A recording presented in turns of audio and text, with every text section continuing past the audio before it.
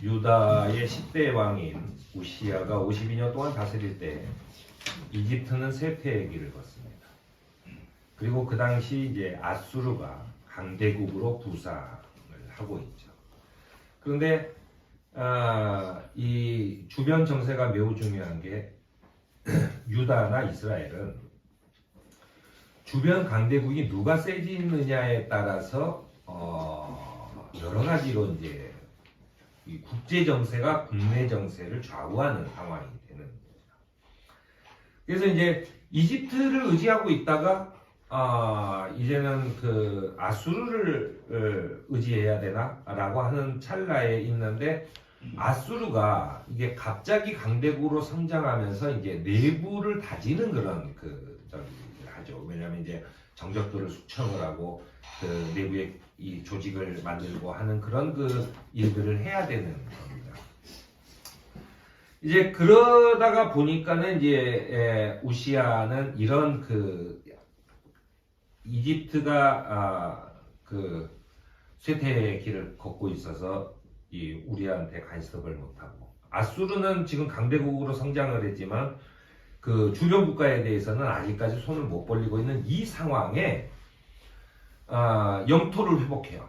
그리고 이제 이 상황을 적절하게 만든 거죠. 그 정치적인 힘을 되찾습니다. 그 우시야의 권력을 계승한 그 아들 요담은 부왕의 그 정치적 행보를 그대로 유지해서 이스라엘 유다가 한동안 좀 평화로운 시기가 옵니다. 그런데 이제 그 요담의 아들 아하스가 왕이 됐을 때는 아수르의 제국이 이제 본격적으로 힘을 완전히 내부를 가진 다음에 이제 주변국들에 대한 관리를 시작을 합니다. 그러자 이제 아하스는 아수르와 조약을 맺고 조공을 바치면서 그리고 아수르의 신을 섬기기 시작합니다. 아하스의 아들 히스기야는 경건한 신앙을 회복해서 하나님께 소망을 두도록 유다 민족을 이끌었고 그 다음에 히스기야의 아들 므낫세는 여러분들이 잘 아시는 아주 그 최악의 왕이죠. 아합, 므낫세 이런 사람들이 아주 최악의 왕이죠. 이방신에 대한 예배를 지적하는 이사야를 결국 죽이게 됩니다. 이게 이제 그 당시에 유다에 속한 주변 정세와 국제 정세와 그 내부의 사정이지요.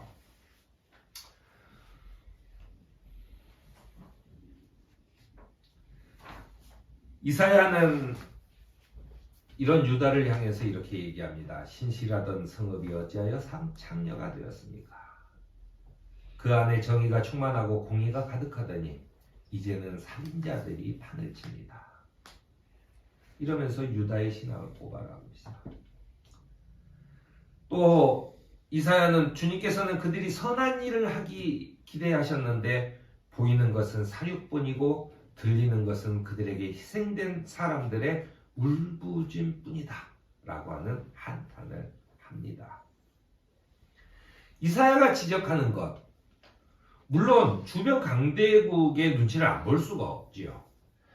그런 상황에서 어떻게 됩니까? 한순간에 나라 전체가 날아갈 수도 있는 그런 상황에서 주변의 강대국의 눈치를 안 볼 수가 없는데 결국은 주변 강대국의 눈치를 보는 것, 그러니까 외교적인 어떤 그 정치력을 발휘하는 것과 백성들이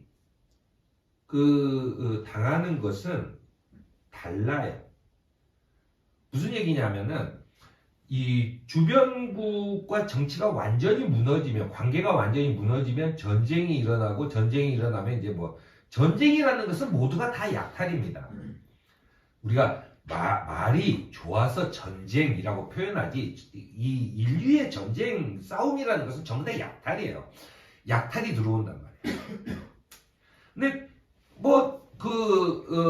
왕이 아수르의 신을 섬기든 말든 백성들의 삶과는 아무런 관계가 없어요. 그런데 백성들이 왜 이 잘못된 정치 때문에 고통을 받느냐면 그들이 막말로 얘기해서 그들도 조공을 바친다고 하면서 한 몫씩 챙기기 때문이죠. 그러니까 세금을 바친다고 하면서 이 국가가 정해준 세금에 있어서 그 밑에 있는 세금을 걷는 사람이 좀 더 걷어서 자기가 챙기고 그 밑에 있는 또 하청을 받은 사람이 좀 더 챙겨서 자기가 챙기고 하면서 이 세금이 눈덩이처럼 불어나게 되는 거죠. 뭐 그건 뭐 세계 어느 나라나 그런 일들이 비일비재하게 일어나고 있습니다. 그런데 오늘 이사야는요, 너희들이 큰 죄악을 저질렀다라고 하는 이야기를 할 때 포인트가 뭐냐면, 잘못된 정치, 잘못된 왕들이 외국과의 어떤 그 조약, 이런 조약을 굉장히 굴욕적으로 맺는 것, 그리고 그 굴욕적으로 맺어서 나라가 잘못 살게 되는데 니네는 계속 잘 살고 있는 것, 이것이 결국은 뭐냐면 이스라엘 백성들과 하나님 사이를 갈라놓았다는 겁니다. 그래서 너희는 죄인이라는 거예요. 왜냐하면 백성들이 믿는 하나님은 정의가 살아있는 그런 그 하나님이셨는데, 아니 하나님을 믿는 우리 나라가 하나님의 선택을 받은 우리 민족이 어째서 이렇게 계속해서 궁핍하게 되고, 그리고 또 그 소위 권력가들은 계속해서 부자가 되고, 막 외국에 다 뺏겼다고 하더니 자기네들은 부자가 되고 하는 것들을 보면서 하나님은 과연 있는가? 라고 하는 생각을 하게 된다. 이사야가 지적하는 건 그겁니다. 백성들로 하여금 정말로 정의는 있는가? 하나님은 살아계신가? 라고 하는 의심을 품게 하는 거예요. 이게 너희들의 죄악이다. 결국은 백성들로 하여금 하나님으로부터 멀어지게 한 죄, 이게 크다는 것입니다. 그리고 이제 백성들은 어떻게 합니까? 아수리의 신을 섬겼더니 돈이 생겨. 이런 식의 그 이야기가 되는 거죠. 그러니까 하느님을 버리고 이방신을 섬기게 만드는 거예요.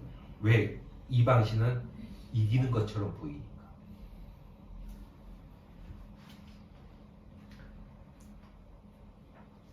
이사야는 이런 얘기를 합니다.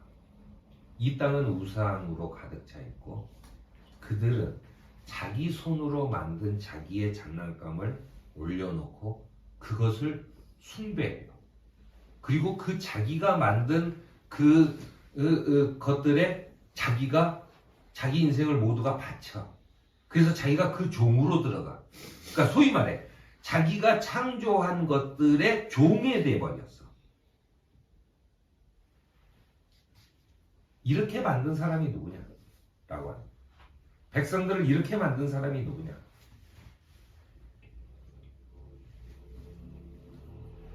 그 땅은 우상들로 가득 차 있으며 그들은 자기들의 손으로 만든 것을 예배하고 그 손가락으로 만든 것 앞에서 꿇어 엎드린다라고 하는 그런 그 이사야의 통렬한 비판이 있었던 것입니다.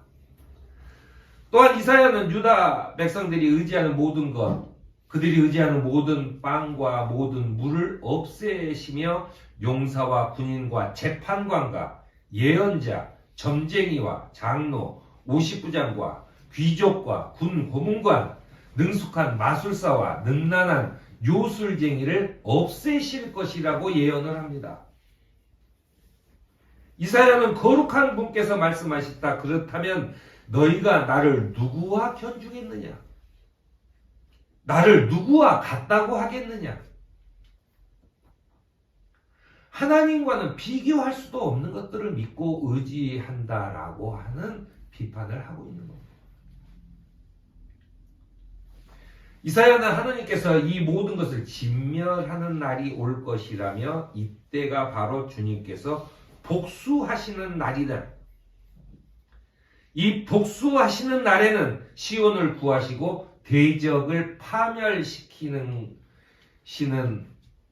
해이며 보상해 주시는 해가 될 것이라고 하는 심판의 날을 경고하고 있습니다. 그리고 이사야는 하느님의 해방과 구원의 약속을 믿으라고 하면서 그날이 오면 사람들은 바로 이분이 우리의 하느님이시다. 우리가 하느님을 의지하였으니 하느님께서 우리를 구원하신다. 바로 이분이 주님이시다. 우리가 주님을 의지한다. 우리를 구원하여 주셨으니 기뻐하며 즐거워하자라고 이해집니다.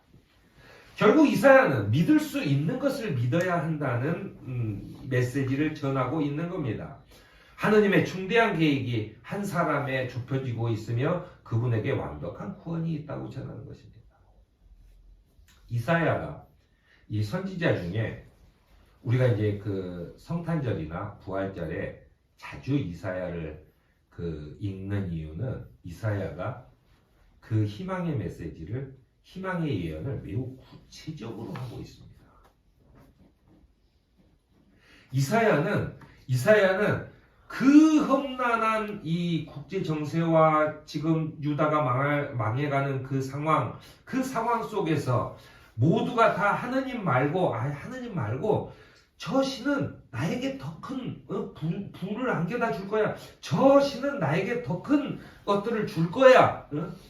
하느님이 나한테 해줄 게 뭐가 있어? 라고 생각하는 그런 상황까지 완벽하게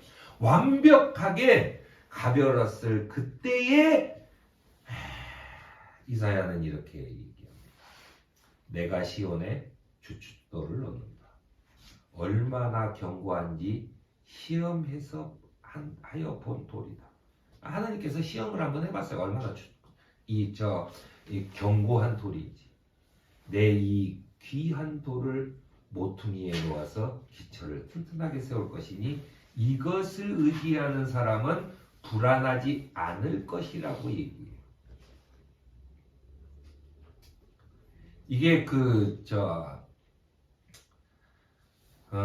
저처럼 이렇게 좀 기계적인 사고에 능숙한 사람은 이게 이런 겁니다. 그러니까 하나님을 믿고 의지하는 것에 저기한 사람이 내 눈에 보이는 어떤 만들어 놓은 것을 의지해요. 내가 만든 건데, 내가 그 밑에 종이 돼. 그러니까 하나님께서 이사야의 예언은 이런 거죠. 하느님이 직접 시험한 돌을 우리에게 주겠다.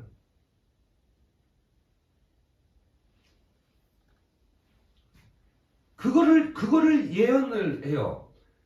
정작 우리가 희망을 위해 가져야 할 믿음은 바로 하느님을 믿는 믿음인데, 너희들이 하느님을 믿으라고 하니까 자꾸만 하느님은 눈에 보이지 않아요.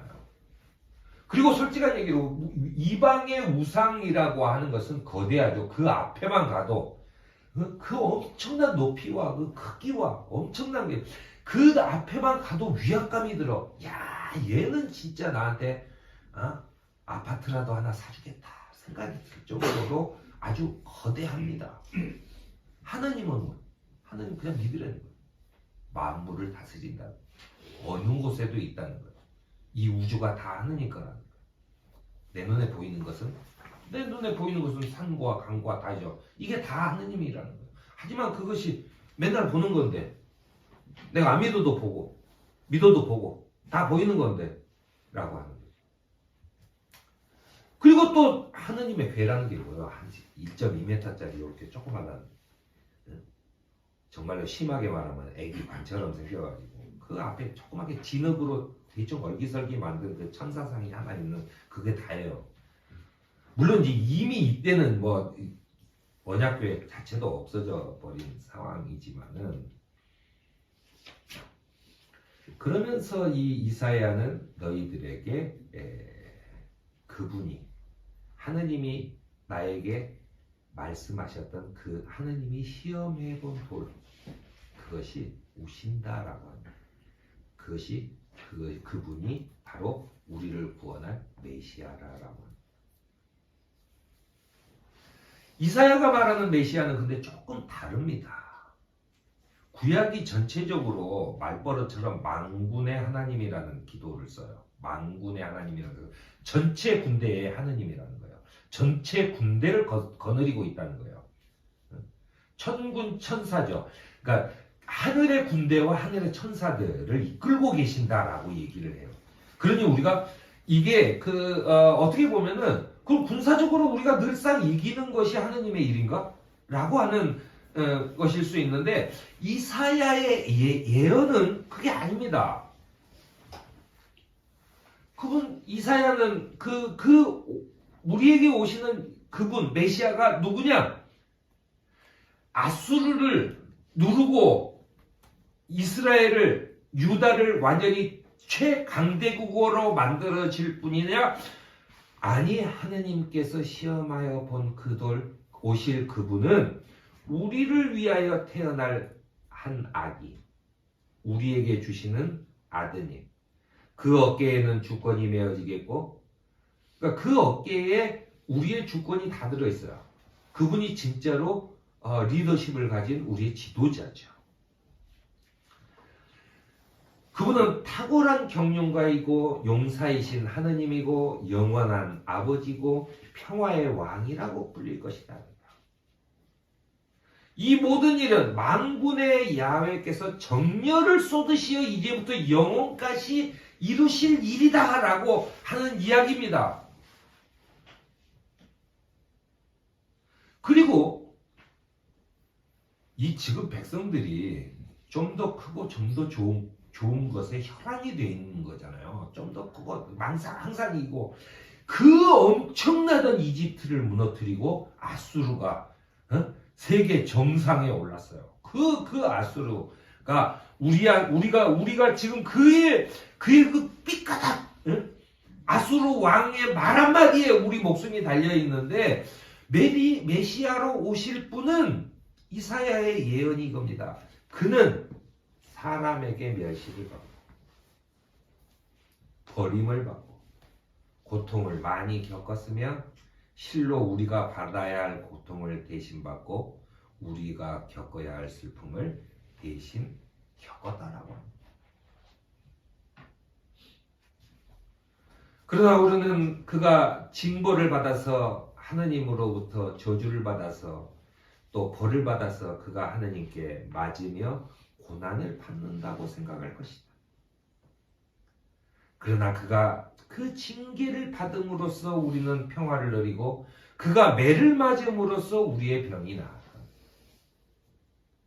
그는 죽는 데까지 자기 영혼을 서슴없이 내바뀌고 남들이 죄인처럼 여기는 것도 마다하지 않았다. 많은 사람이 너는 도대체 뭐야? 네가 구원자라며 도대체 네가 하는 게 뭐야? 동네 그냥 깡패보다도 훨씬 더 힘이 없는 그저 그냥 그런 약한 사람이죠. 그런 수모도 다 그냥 받는다는 거예요. 그는 많은 사람의 죄를 대신 짊어졌고 죄 지은 사람을 살리려고 중재에 나설 것이다 라고 예언을 하는 겁니다. 이게 놀라운 거죠.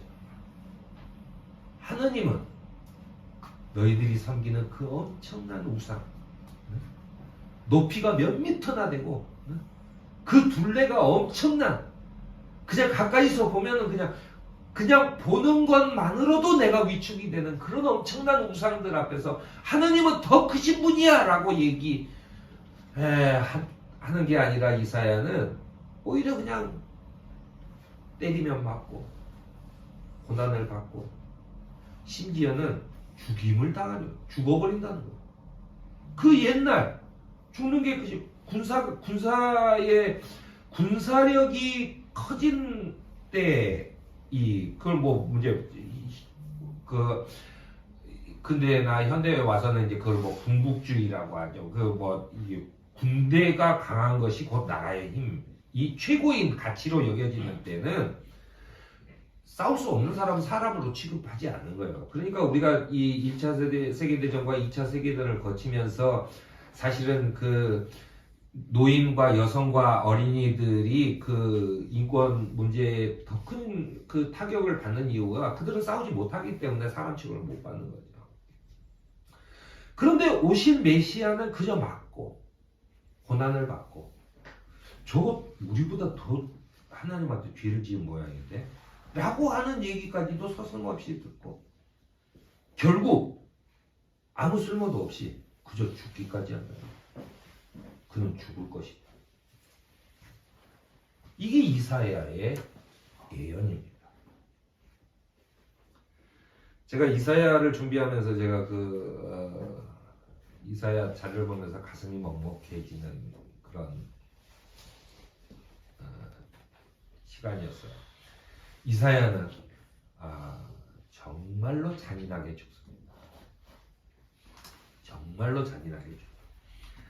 그 통렬한 비판과 끊임없는 이 민족에 대한 사랑 그리고 하느님에 대한 신앙으로 있었던 사람이 아주 정말로 잔인하게 죽어요. 어쩌면 예수님보다 더 잔인하게 죽습니다. 그런 이사야가 우리에게 전해주는 얘기는 이런 겁니다. 임마누엘이라고 하고요. 하느님께서 우리와 함께 하시. 하느님께서 우리와 함께 하시. 임마누엘에서 그 엘이 하느님의 뜻입니다. 임마누엘이 하느님께서 우리와 함께 하신다라고 합니다. 이사야는 그분의 이름을 임마누엘이라고 전하면서 우리의 유일한 소망은 예수 그리스도에게 있음을 강조하고 있습니다. 오늘 그 강대국 사이에서 눈치를 볼 수밖에 없는 약소국이었던 유다가 그럼에도 불구하고 주님의 오실 날을 기다리는 그런 희망을 안겨줬던 이사야를 생각하면서 우리의 믿음을 다시 한번 점검해보는 저와 여러분이 되기를 바랍니다.